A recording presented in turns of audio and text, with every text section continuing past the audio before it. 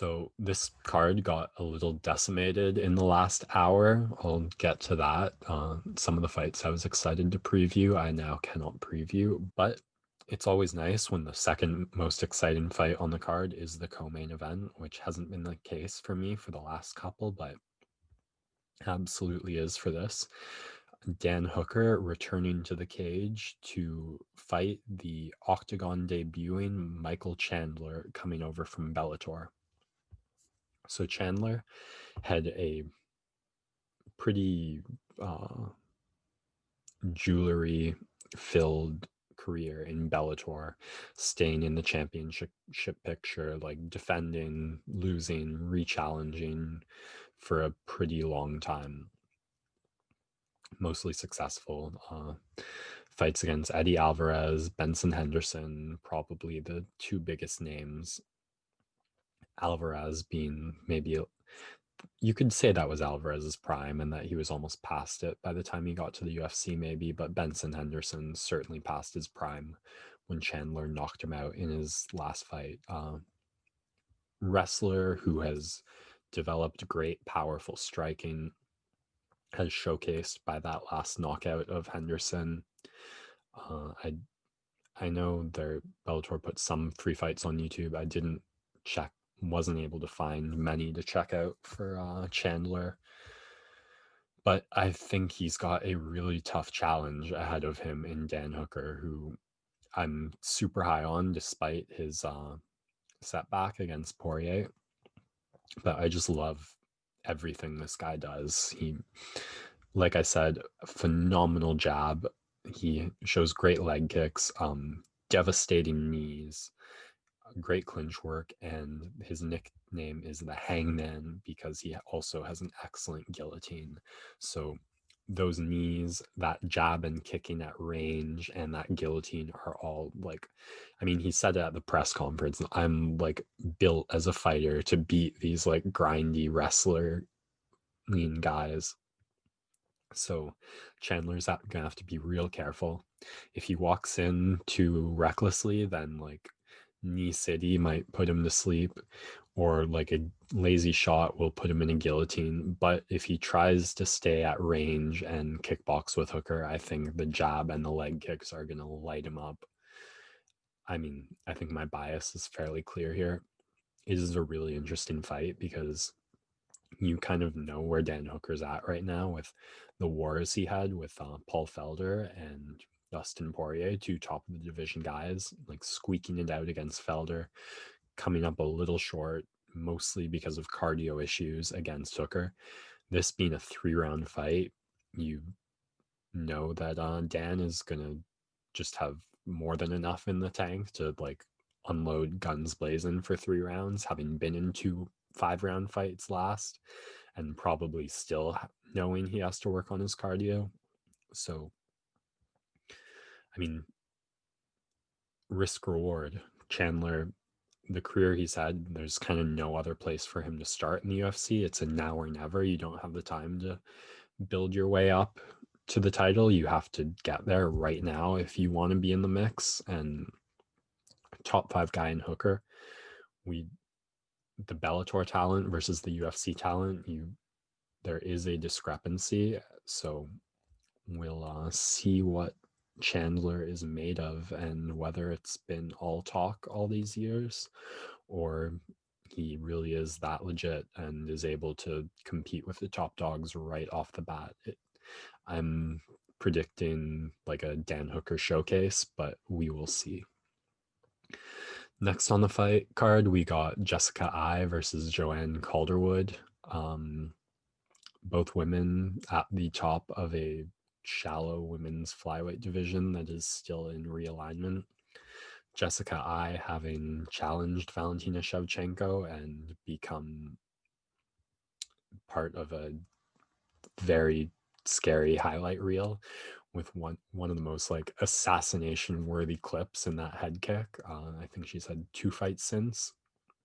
First one she showed boxing that I thought looked fairly impressive, but then got smothered by the wrestling style of Cavillo.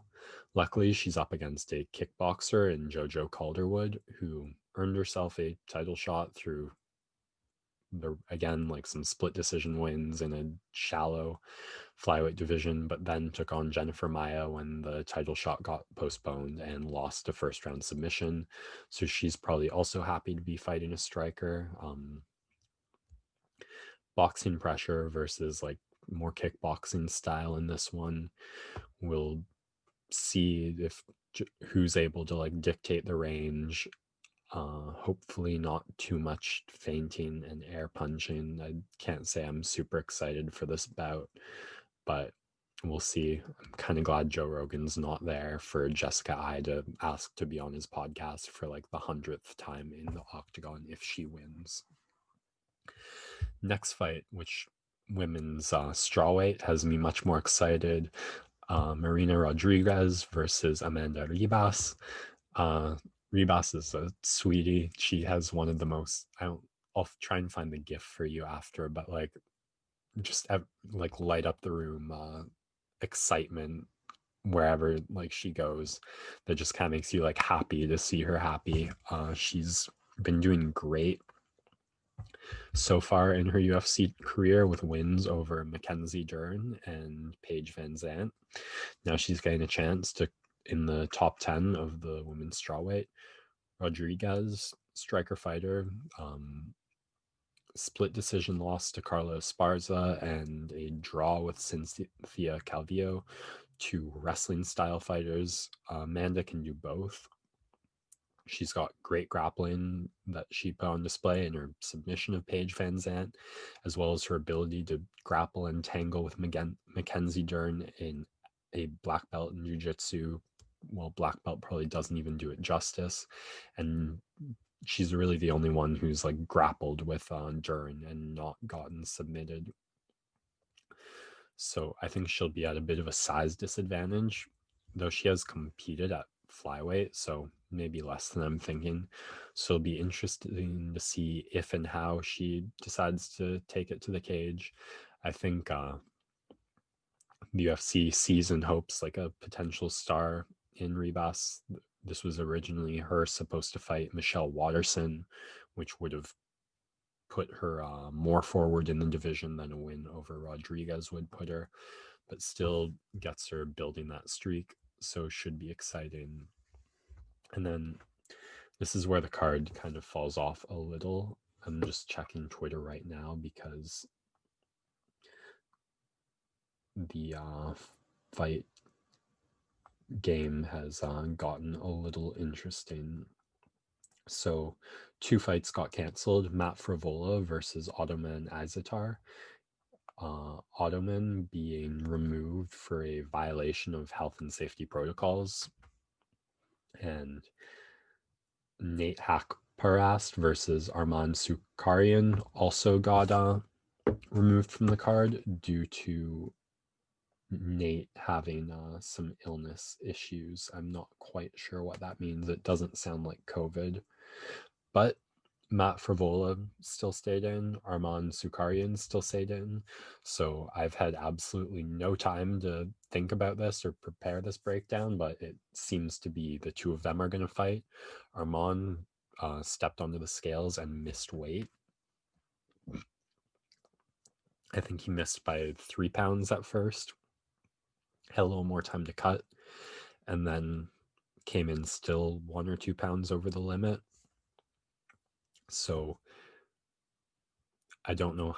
It makes me think, along with Nasrat's fight being postponed and Ottoman's, that these fights were booked on short notice. So draining weight cut for Arman, probably a short notice fight, I think.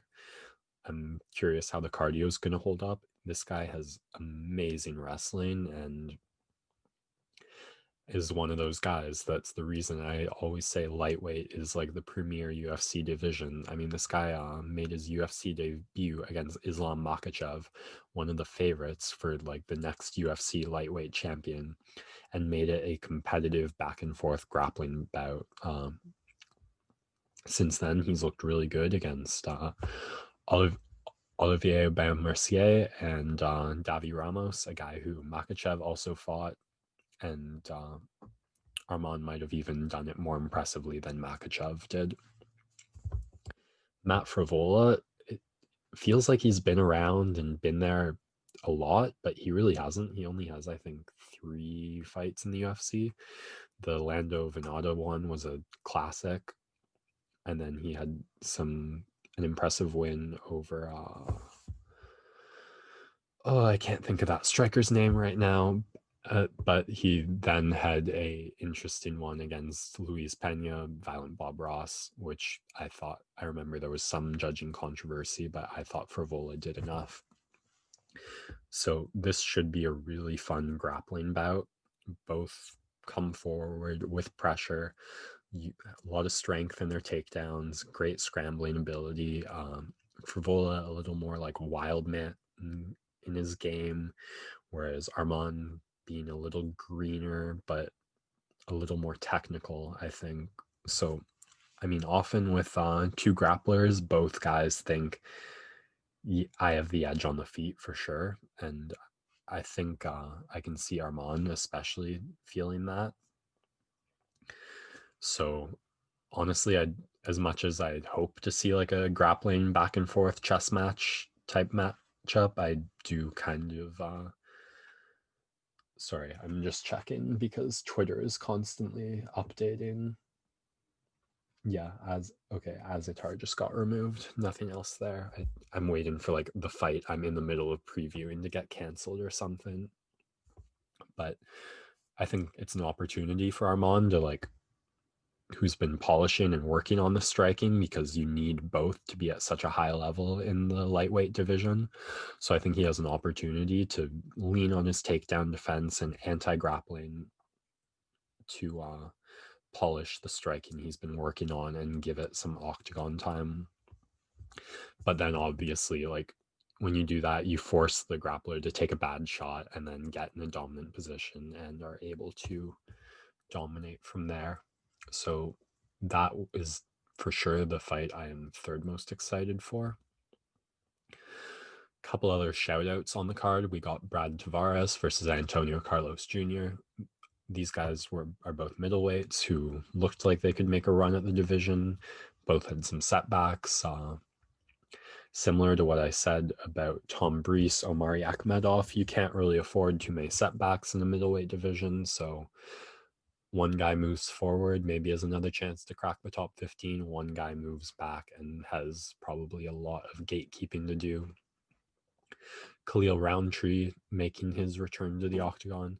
This guy had a really exciting fight against Eric Anders, where he put on one of the best Muay Thai displays like I've ever seen in the cage, and then just got overwhelmed and overrun in his next fight against Ion Kutilaba. He looked pretty disinterested with fighting for a while there. Interesting guy, plays a lot of mental games with himself to get his head in the right place to be in the octagon. But when he looks good, he looks great. So curious to know what's gone on with him that's brought him back to the cage. I thought he'd retired, but excited to see what he's got. And then 2 interesting fighters. I think this one's been moved to the main card in Andrew Sanchez versus Makhmud Muradov. Both guys who experiencing success early in their UFC careers, looking to take a step forward and put themselves in the position that guys like Brad Tavares, Antonio Carlos Jr. are in. That one should be good as well. Sanchez has been on my radar ever since he beat Marc-Andre Barreau, who I think is a bit underrated due to the setbacks he's had, but I think he's had some tough matchups. Other fights on this card, interesting. I kind of dock the UFC card for points a lot when they put a bunch of rookies against rookies, but that's not the case on this card. Top to bottom, bottom to top, a ton of experience on it. Consequential matchups in almost half the fights, but exciting, like well tested, experienced guys in both. So I'm excited for the whole card. I'd give it like maybe a 8 out of 10 just on paper and what it looks like. Saturday night, cannot wait. I'll probably be buzzing till then, but still a bit more Combat Corner to do for recapping Wednesday's UFC, which we will do right after this break.